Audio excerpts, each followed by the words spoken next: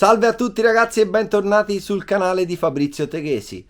Questa volta la intro sarà brevissima, torniamo a parlare del nostro Monster Truck USA One e questa volta ci occupiamo degli ammortizzatori.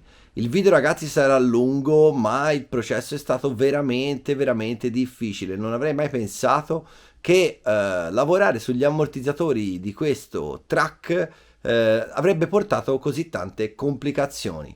Comunque vi preannuncio che ho installato gli ammortizzatori da competizione della MP10 prima versione posteriori su tutta la macchina, poi vedrete bene cosa ho fatto. Io ho usato materiale di recupero, ma se andate nella descrizione troverete i link di tutti i prodotti che si trovano in commercio senza dover recuperare come ho fatto io.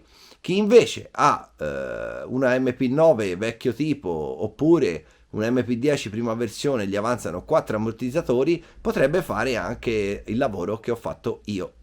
Andiamo a vedere subito che cosa ho fatto e entriamo nel vivo del video.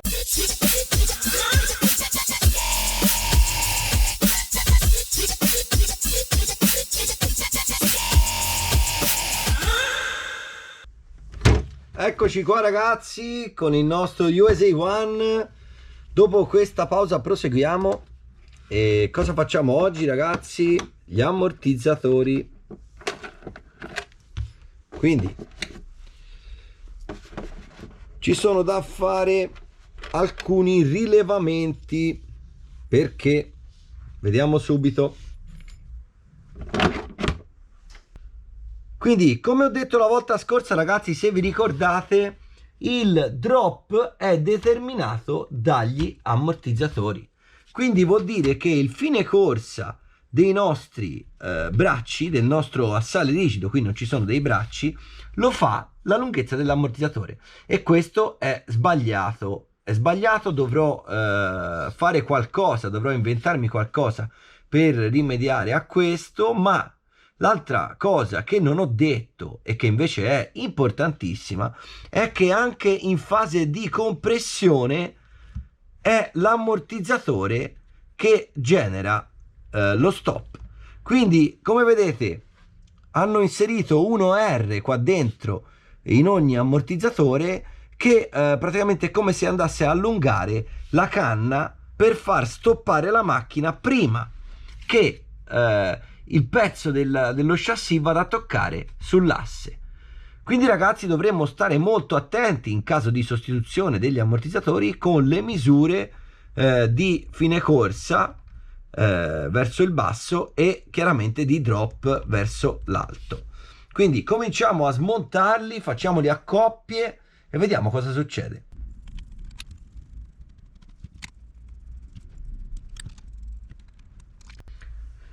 Quindi allora qua abbiamo già un dato importante, perché possiamo misurare la lunghezza totale dell'ammortizzatore anteriore e possiamo prendere nota.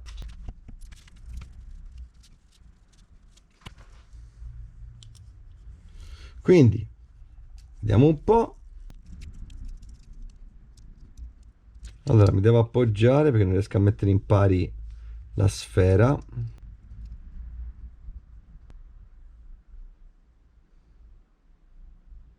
È 116.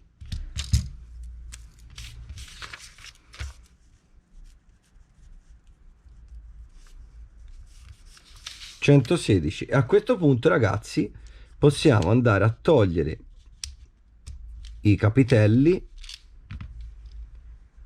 Qui abbiamo quello che apparentemente sembrava 1R, in realtà è un tubo miscela, pensate un po'.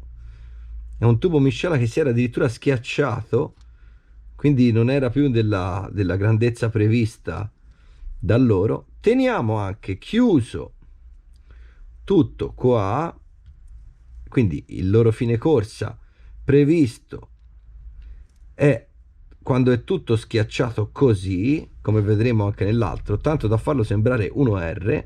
Pertanto noi prenderemo anche questa misura.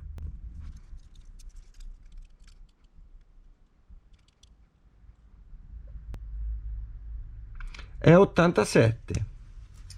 Quindi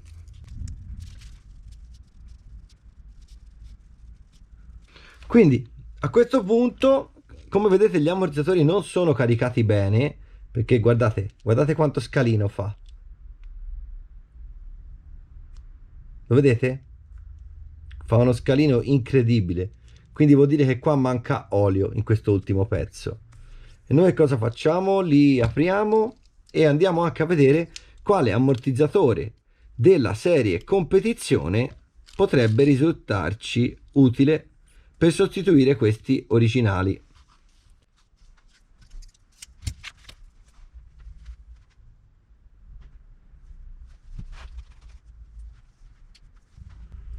Eccomi qua ragazzi. Allora, l'ammortizzatore con la cassa da 58 mm, scusate, è sudicio, ma questo era preso dagli ultimi test, con la cassa da 58 mm ha le stesse misure di questo. Guardate, la cassa è questa.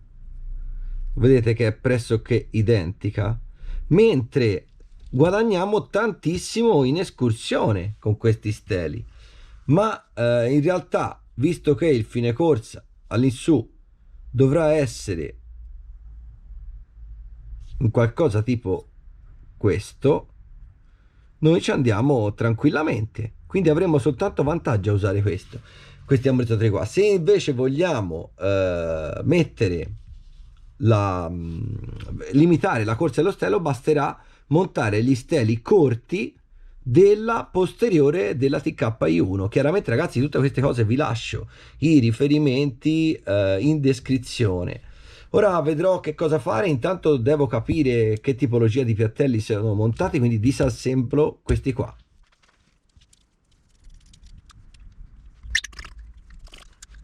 Ah, qui ci sono davvero gli steli corti.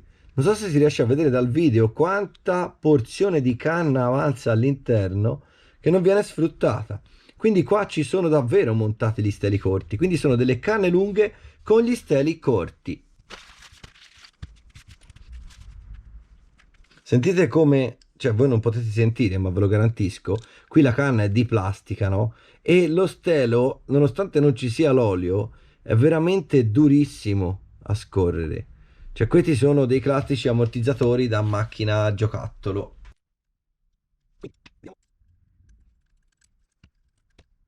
Togliamo il nostro tubino miscela e togliamo il nostro stelo. Qui diciamo che non abbiamo gran paura di fare danni.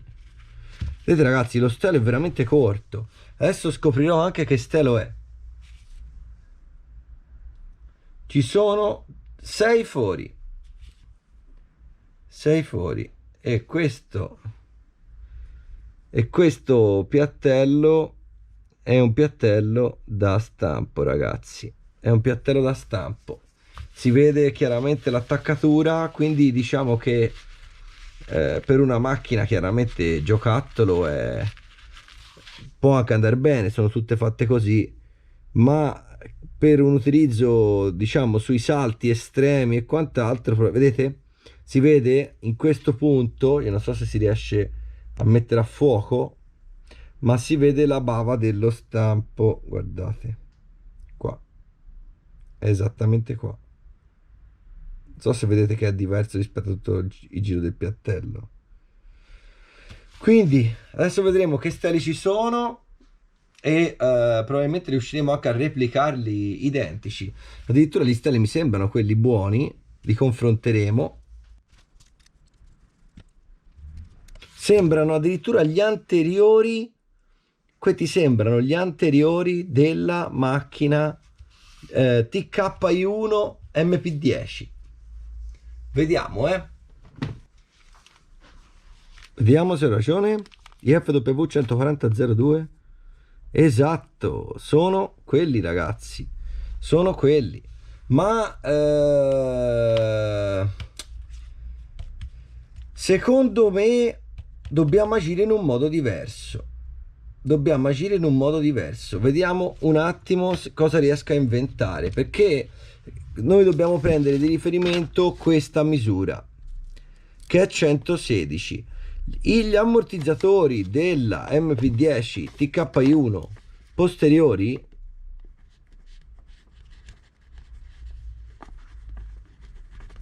erano 120, quindi noi riusciamo facilmente a limitare a 116 togliendo 4 mm. E come lo facciamo?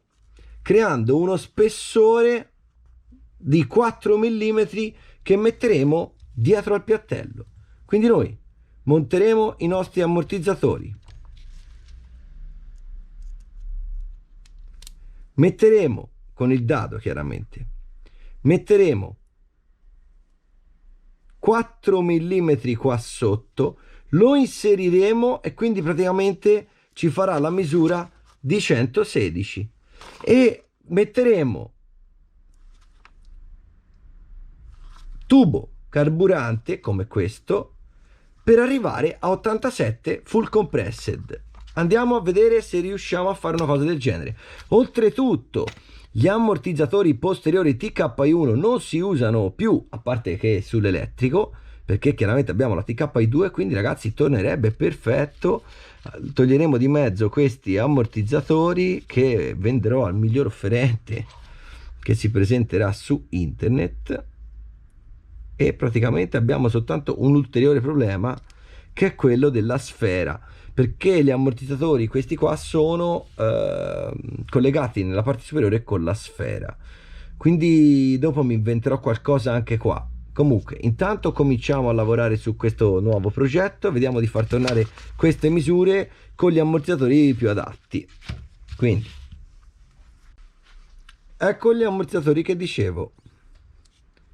Come vedete sono più corti, no, addirittura sono praticamente identici, già senza mettere spessori. È forse 1 mm di più questo, quindi va benissimo, perché dobbiamo ricordarci di prendere da centro a centro. E in compressione li aggiusteremo mettendo semplicemente un tubo più lungo che li faccia fermare qua praticamente. Quindi secondo me possiamo lavorarci su già per come sono. Favoloso. Adesso ragazzi preparo tutti i materiali e ci rivediamo tra poco. Ragazzi, guardate che spettacolo. Ho trovato delle canne addirittura della MP9 TKI3. Vedete, si vede dall'anodizzazione. Questa è tutta chiaramente roba di recupero. E addirittura ci ho messo dei tappi alti che praticamente io sulla MP10 TKI2 non posso usare perché non ci vanno con la nuova geometria, l'ammortizzatore diventa troppo lungo. Quindi praticamente ne ho approfittato per recuperare un po' di roba di avanzo.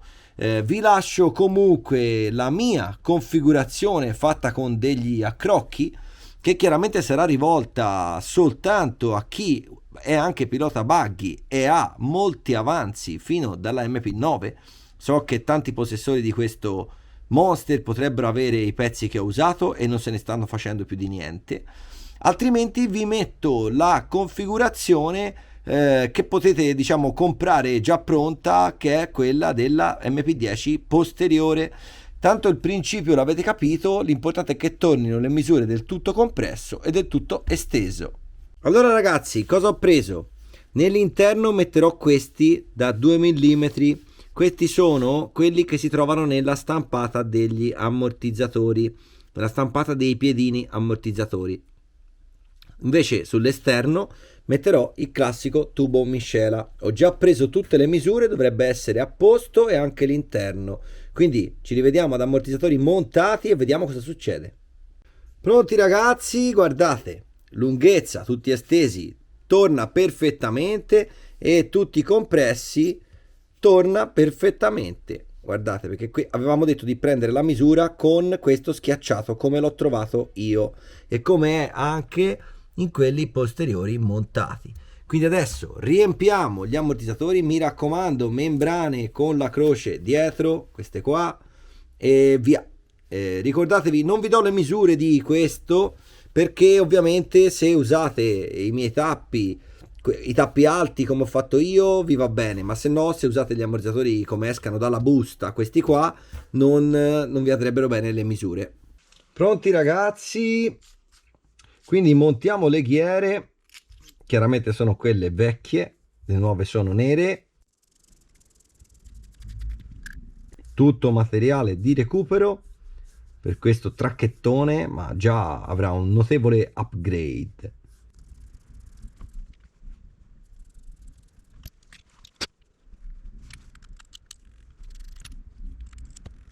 Ok, supporto ammo e riempiamo.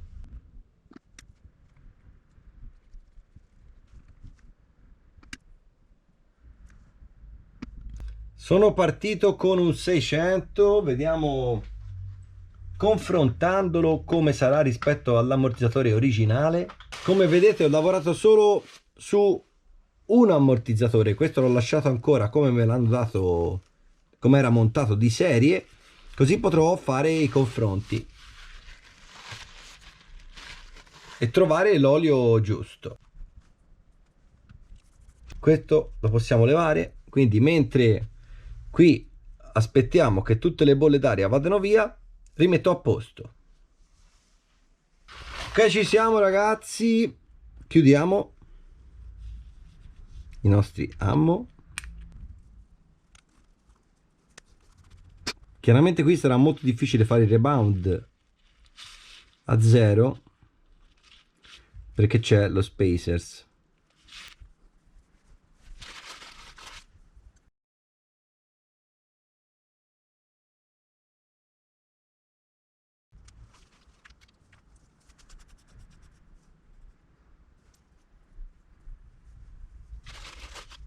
Perfetti. Ok.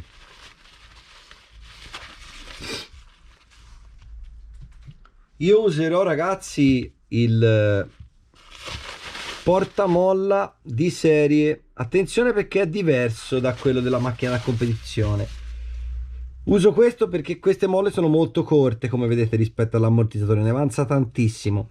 In realtà qui si possono montare anche molle molto più lunghe, ma non voglio fare nessuna prova di molla al momento, la faremo a tempo debito quando faremo i test in movimento del nostro track. Inizialmente abbiamo già fatto tantissime modifiche, adesso devo ricavare lo spazio per il portamolle. Altra cosa importantissima è il parastelo. Nel caso non vogliate usare i parasteli da competizione, che sono molto costosi, nel caso di questi ammortizzatori e solo nel caso di questi, nel buggy no, vanno bene questi palloncini, quelli da formine. Perché nel buggy no? Perché questi sono molto stretti e fanno una specie di cicciotto in fondo qua, ma qui ce l'abbiamo messo di serie noi, quindi è perfetto. Tagliamo.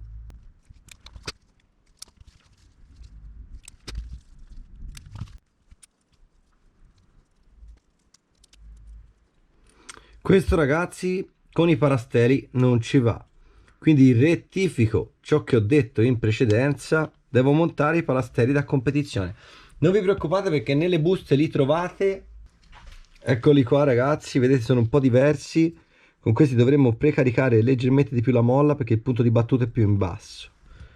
Quindi addirittura potremmo provare molle anche diverse, guardate con questi ci va da solo. Ecco fatto. A questo punto portiamo a contatto la molla. Qui dobbiamo spingere giù il tubo. Perfetto.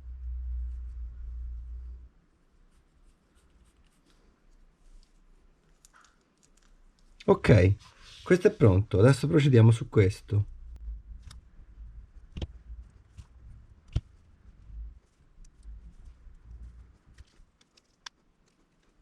Ok, portato nel centro. Un po' di spray.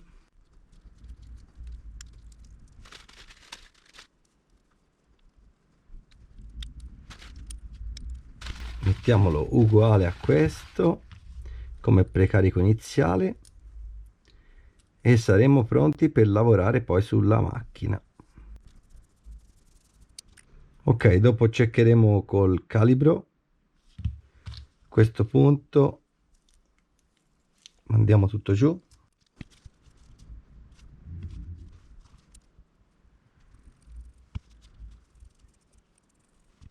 Ok, Quindi vediamo sulla macchina cosa dobbiamo fare. Spostiamo tutto.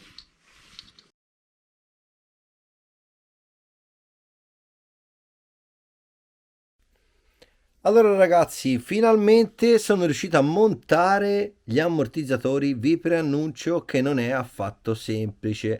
Perché non è affatto semplice? Spostiamoci sugli ammortizzatori originali. Come vedete, questi hanno un uniball nella parte superiore, quindi possono angolarsi facilmente per l'inclinazione che gli viene data. Cosa ho fatto io?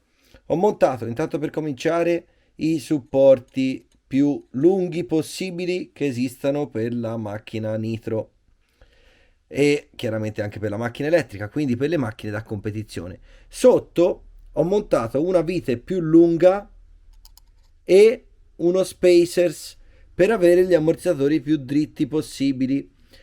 In alto, per fissarli, ho usato un cono in modo che abbia la possibilità di muoversi liberamente, e dietro è stato abbastanza semplice. Ho dovuto comunque spostare quest'asse di irrigidimento nel foro posteriore, perché di serie te la danno nel foro dove io poi ho ancorato gli ammortizzatori, e dietro è stato abbastanza semplice. Davanti invece la situazione è diversa. Davanti gli ammortizzatori di serie hanno un'inclinazione nettamente maggiore, quindi sotto cosa ho fatto? Sotto ho fatto la stessa identica cosa, ho messo lo spacers e ho messo la vite più lunga. Sopra invece ho dovuto mettere una vite più lunga e un altro distanziale. Perché questo? Perché nella parte posteriore, se ci fate caso, l'ammortizzatore parte da un punto più esterno, perché guardate, qui abbiamo il telaio. Dal telaio c'è una piastra che è quella dell'anti-wheeling, più un'altra piastra che è quella dove si appoggiano gli ammortizzatori. Quindi ho dovuto recuperare questo spazio da qua a qua per avere comunque un'inclinazione esagerata. Guardate. E in questo modo l'ammortizzatore funziona benissimo. Non è stato semplice, ragazzi, credetemi, è stato più difficile mettere gli ammortizzatori da competizione su questo track che montare il servo sull'asse, che credevo fosse la cosa più difficile. Ragazzi, spero che questo video vi sia piaciuto. È stato molto lungo, lo so, è stato molto lungo, ma credetemi, è stato veramente complicato trovare il sistema di montare gli ammortizzatori da competizione su questo bestione. Quindi ragazzi, mancano gli ultimi ritocchi, siamo alla fine di questo progetto del USA One. Spero che i video, come ho detto, vi siano piaciuti e ci vediamo la prossima settimana con, penso, l'ultimo video sullo USA One e dopo test. Ciao ciao!